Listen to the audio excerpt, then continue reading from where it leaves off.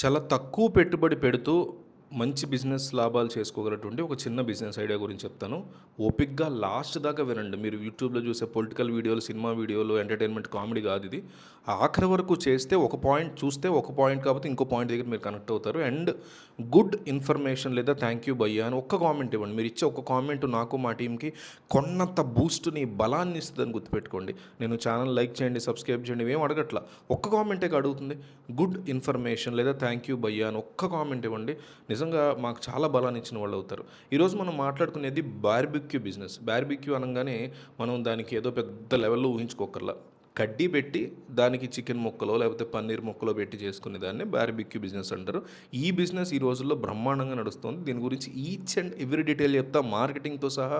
ఎక్కడెక్కడన్నా సబ్సిడీలు వచ్చే అవకాశం ఉంటే, ఇవ్వట్లేదు వీటికి ప్రస్తుతానికి, ఒకవేళ ఉంటే అది కూడా ఎట్లా సాధించవచ్చు అన్నీ చెప్తా. ఆఖరి వరకు ఓపికగా చూడండి.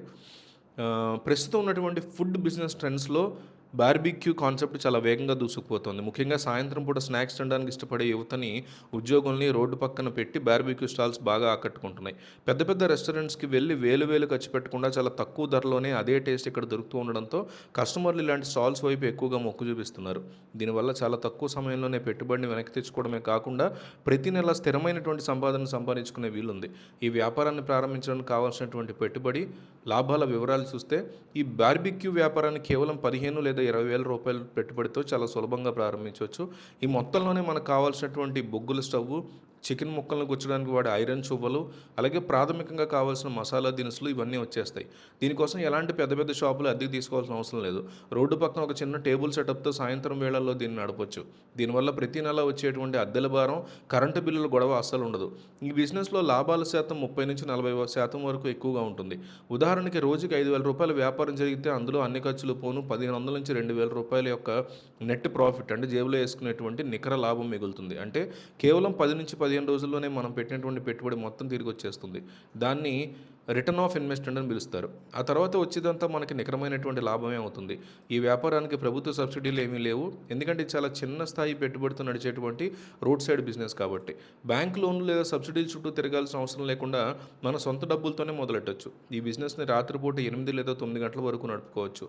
రోజువారీ మేనేజ్మెంట్ విషయానికి వస్తే సాయంత్రం స్టాల్ ఓపెన్ చేయగానే ఒక 2 గంటల ముందే చికెన్ ముక్కలను శుభ్రం చేసుకుని వాటికి మసాలా దినుసులు పట్టించి మ్యారినేట్ చేసి పెట్టుకోవాలి.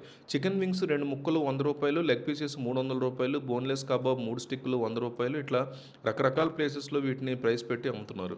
కాలేజీలు, హాస్టల్స్, ఐటీ కంపెనీలు లేదా రద్దీగా ఉండే జంక్షన్ల దగ్గర ఈ స్టాల్ పెడితే కస్టమర్లు విపరీతంగా వస్తారు. ముఖ్యంగా వర్షాకాలం, చలికాలంలో ఈ వేడి స్పైసీ ఫుడ్స్కి ఉండేటువంటి డిమాండ్ అంతా ఇంత కాదు. ఈ వ్యాపారాన్ని విజయవంతంగా నడుపుతున్న వారిని సంప్రదించి దానికి సంబంధించిన పూర్తి గైడెన్స్, మెటీరియల్ సపోర్ట్ పొందిన తర్వాతే నేను ఈ వీడియో చేస్తున్నాను. అట్లాగే 370-490 అనేటువంటి కొన్ని వాళ్ళు నెంబర్స్ ఇచ్చారులేండి. మళ్ళీ వాళ్ళకి కాల్ చేస్తే వాళ్ళు ఇబ్బంది పడతారు. కానీ ఏదైనా లొకేషన్స్ని మీరు ఏవి తెలుసుకోవాలి ఏంటి అనిపిస్తే మాత్రం కింద కామెంట్ చేయండి. నేను కూడా దాని గురించి మీకు కామెంట్ సెక్షన్లో డిస్కషన్ చేస్తాను. ప్రభుత్వ సబ్సిడీ ప్రస్తుతానికి దీనికి ఎటువంటివి ఇవ్వట్లేదు.